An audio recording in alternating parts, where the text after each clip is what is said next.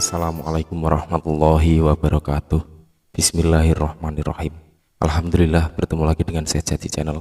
Pada video kali ini saya berusaha membuka ketakutan dan halusinasi dalam berzikir. Berzikir adalah sesuatu yang tidak asing lagi bagi umat Islam. Meskipun tujuan dari berzikir adalah banyak sekali, tetapi pada hakikatnya berzikir adalah salah satu teknik untuk menenangkan hati dan pikiran serta berharap bisa dekat kepada Allah Subhanahu wa taala. Oleh karena itu disarankan untuk bisa mengalir dalam setiap kondisi zikir, tidak perlu melawan arus dalam dimensi pikiran di dalam kondisi berzikir. Karena ini sama saja kita berenang melawan arus. Pikiran itu tidak akan habis, tidak akan selesai kita lawan. Sering sekali kita lihat hal-hal yang bersifat menakutkan atau halu di tengah-tengah zikir dan bermeditasi. Terkadang menimbulkan ketakutan-ketakutan dari hal-hal yang dilihat. Jadi bagaimana sebetulnya mengatasi ketakutan dan pendapat orang terkait dengan dimensi astral yang tampak pada saat berzikir? Sebuah halusinasi adalah ketika kamu melihat sesuatu yang memang tidak di alam nyata.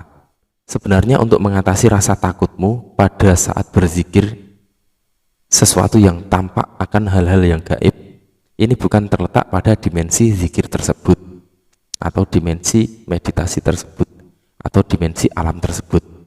Akan tetapi terletak pada kendali nalar dan logikamu. Terlihatnya sebuah penampakan atau pengalaman yang aneh-aneh selama melakukan zikir dan meditasi itu. Ya sudah, kita biarin saja, karena proses kerjanya di dalam berzikir dan bermeditasi memang seperti itu. Dari mulai bisa menangkap suatu hal, dari terhubungnya antara dimensi kita dengan dimensi di luar diri kita, saat alam gaib pikiran sedang melampaui ruang dan waktu, memang terkesan banyak keanehan-keanehan. Prinsip kerjanya adalah bagaimana kesadaranmu mengalami kejadian aneh-aneh dan menakutkan itu. Karena sesungguhnya pengalaman yang Anda alami adalah hanya sebuah sarana penyampai informasi di dalam batin Anda. Yang menjadi kendala itu bukan gambaran dan informasi yang macam-macam yang ada pada pikiran kita yang tampak. Jadi seperti nanti kalau digoda, kalau ditakuti, kalau disesatkan oleh makhluk-makhluk astral dan lain-lain, kembalikanlah itu semua kepada kesadaranmu. Kamu sadar atau tidak? Kamu yakin apa tidak?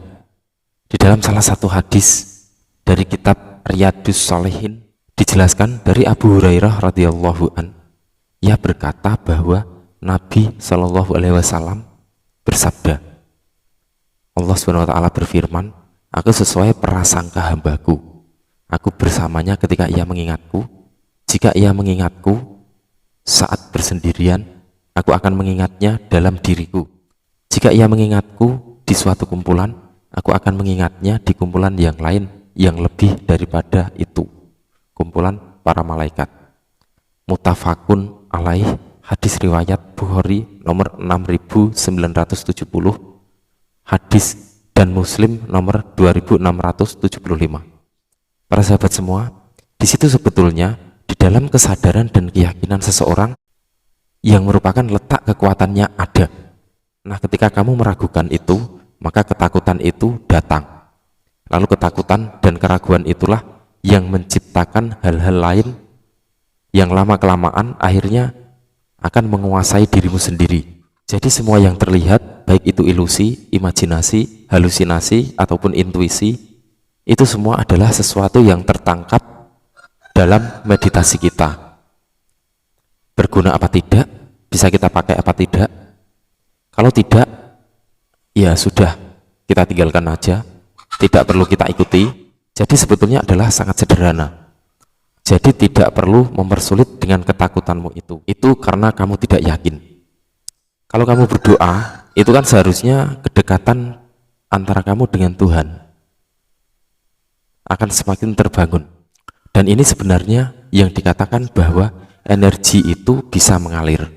Ketika kamu dalam ketakutan, ini sesungguhnya yang akan menjadi jalanmu selanjutnya yang akan kamu dapatkan. Dan sebaliknya, jika kamu masuk dalam kesadaran dan keyakinan kepada Tuhanmu, kamu akan lepas dari itu.